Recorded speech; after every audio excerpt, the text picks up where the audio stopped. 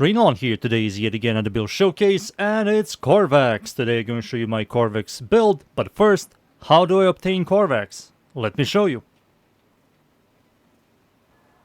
To obtain Qorvex, you have to do the quest inside Sanctum Atomica.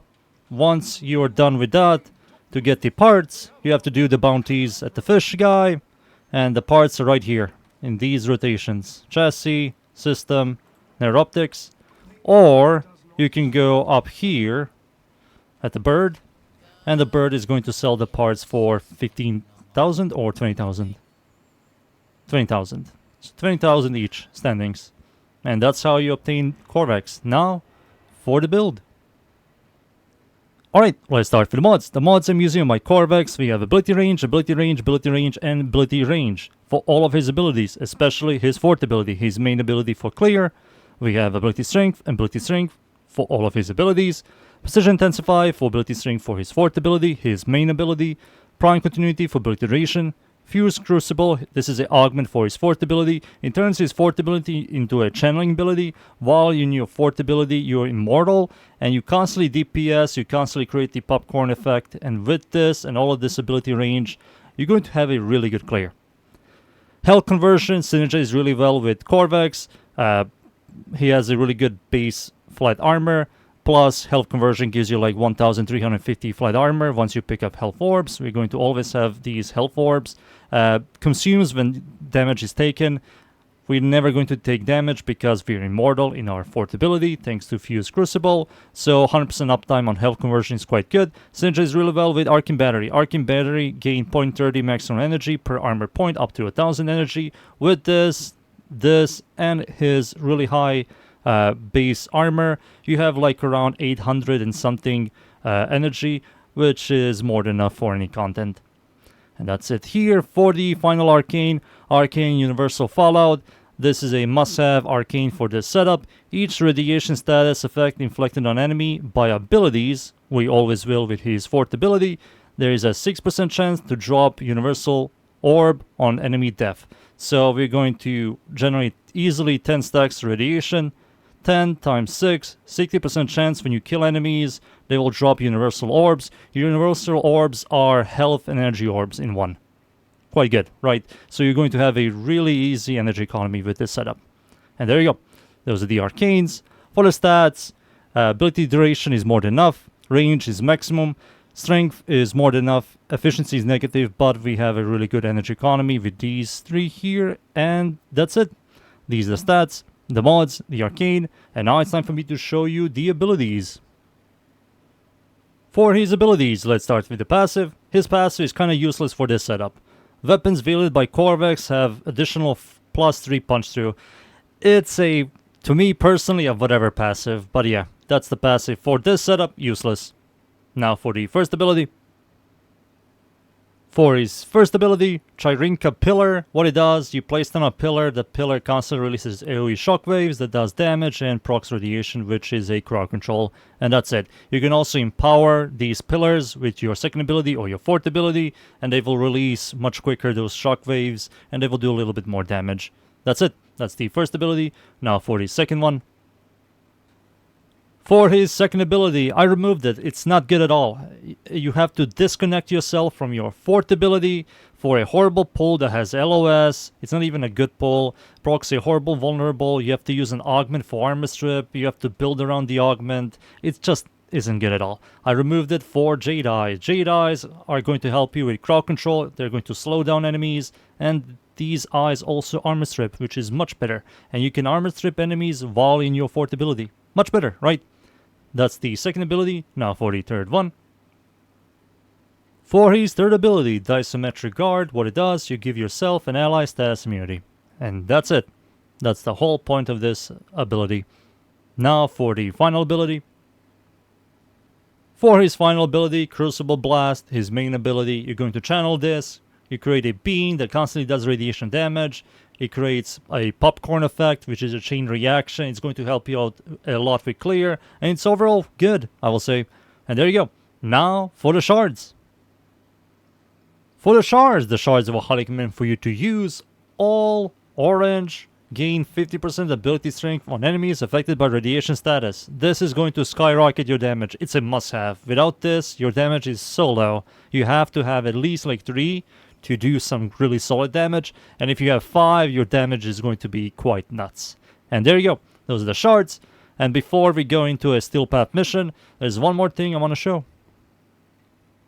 There are 3 things I will highly recommend for you to use. Number 1, Predos with Parker Velocity, so you can move quicker while double shifting. Second, any secondary with Amalgam Barrel Diffusion for dart speed, so you can move quicker. And the final one is any Sentinel with Seismic Bond. While a channeling ability is active, when your Sentinel does damage, it generates 30% ability efficiency for you, which is quite nice. And there you go. These 3 things are going to help you out a lot. Now, it's time for me to show you Qorvex in-game. So let's go. And we are in. I'm up against the corrupted enemies at the Void. Steel Path, of course. It's survival. The map's called Mod. I'm going to show you this build here. I'm firing my Lazor. Constantly clearing, DPSing enemies. Enemies are dying and I don't know where the hell they're spawning. They're spawning far away for some unknown reason. They're all the way over there. There you go. Look at all these numbers. Look at all these chain reactions. Sure, why not? Join the slaughter. Forever in your fort ability.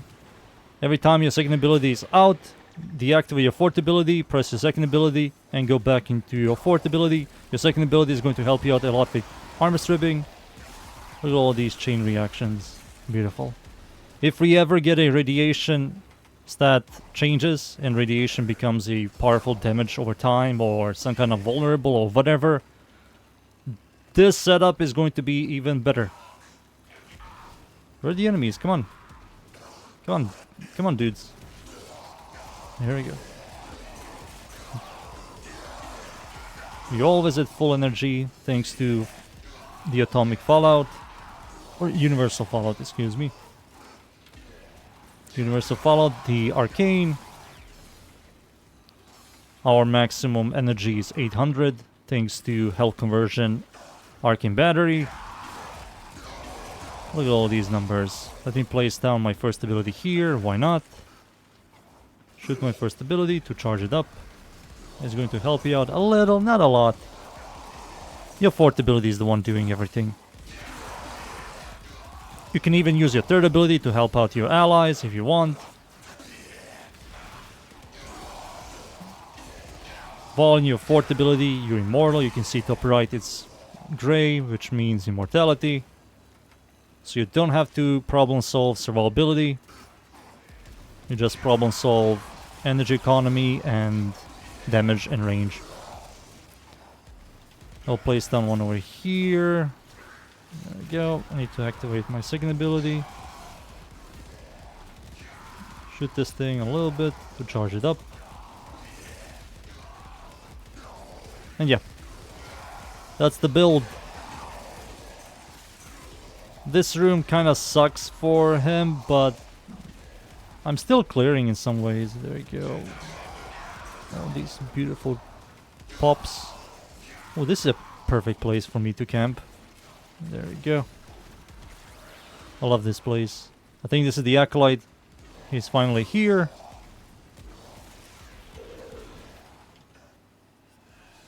Shoot this thing. Violence, wait, doesn't he turn off my abilities? Oh no. No, I'm not a Warframe without my...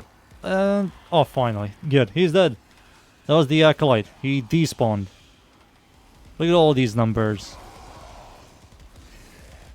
Look at all these beautiful numbers. Deactivate this. Turn on my second ability. Activate, repeat, and yeah. That's it. Time for me to leave. I think you guys seen enough.